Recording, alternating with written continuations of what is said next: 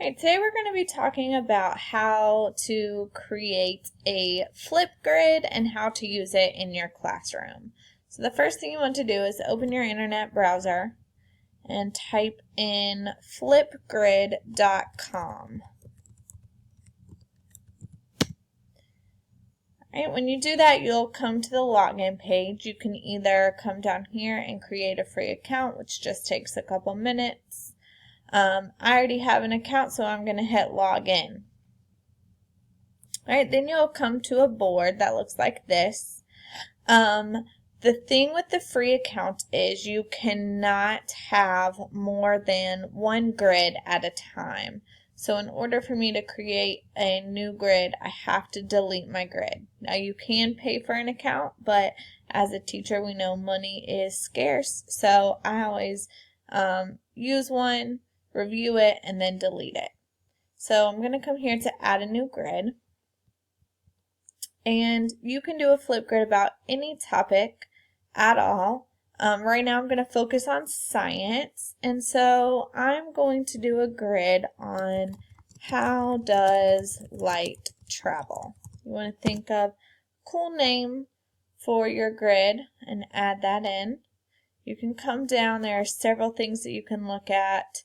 If you want it to be password protective, if you want to be able to share in links, I would definitely make sure that this part right here is green because that's how we're going to get others to respond to our grid. You can have grid followers. Alright, and then this is the fun part, the grid cover. You can customize it with a picture. They have plenty of pictures for you to choose from, or you can upload your own. Mine is about light, so look here, there's a light bulb. I'm going to click that one and create grid. Alright, so it says, awesome, your grid is ready. Add a topic to start your classroom discussion. Got it. So what we're going to do is we're going to create a new topic, and I'm going to title it, How Does Light Travel? Alright, the students get a minute and 30 seconds, minute and a half to respond.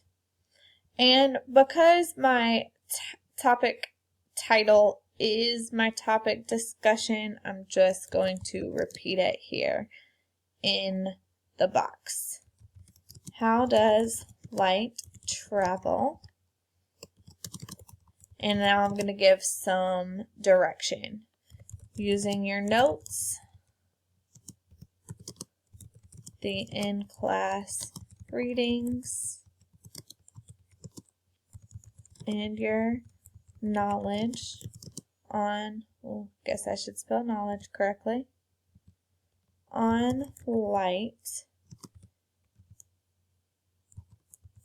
Explain the 3 ways light can travel in a minute and a half.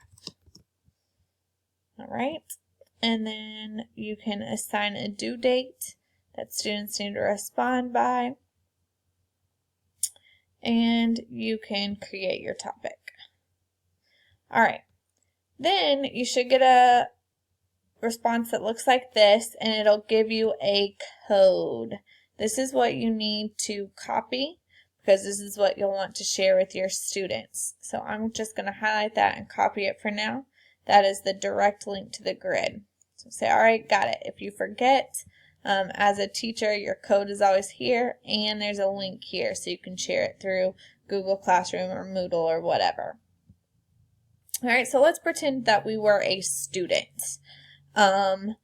We would, as a student, just go to flipgrid.com just like we did as teachers, and instead of logging in, we would scroll down and it says enter a grid code to get a grid. So this is where you'd have your students put in that code for your Flipgrid, and you'd hit go. And then the grid comes up. How does light travel? And there's a question. How does light travel using your notes, the in-class readings, and your knowledge on light? Explain the 3 ways light can travel in a minute and a half. So you click that, and then the students get a board that looks like this. So what they're going to want to do is add a response. This is the fun part. So they get a pop-up with a video, and they have 1 minute and 30 seconds to record their answer. So they hit this record button.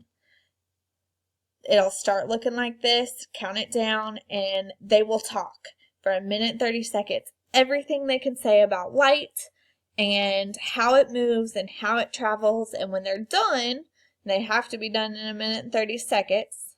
Then they can press pause and they'll hit next. Count it down and they will talk for 1 minute and 30 seconds. Everything they can say about light, and as you see, it replays back for them so that they can hear their response, and then they'll hit next again. Then they get to take a selfie, and the students love this. So I always tell them to do something cool. They hit that picture button, it takes a selfie, and this is the picture that will display on the front of their grid. So they'll hit next. It uploads their video, and they have to put in their name. So I always let my students put in their first and their last name. And the email is optional. We don't ever do emails. And then close. Then, when everyone's done, you can see everyone's picture with their name and their response. Then the students can view any other responses they want to by clicking on the video, and their classmates' videos will pop up and begin to play. So Flipgrid is a lot of fun. Alright, if you have any questions or anything on how to use Flipgrid, please feel free to ask me.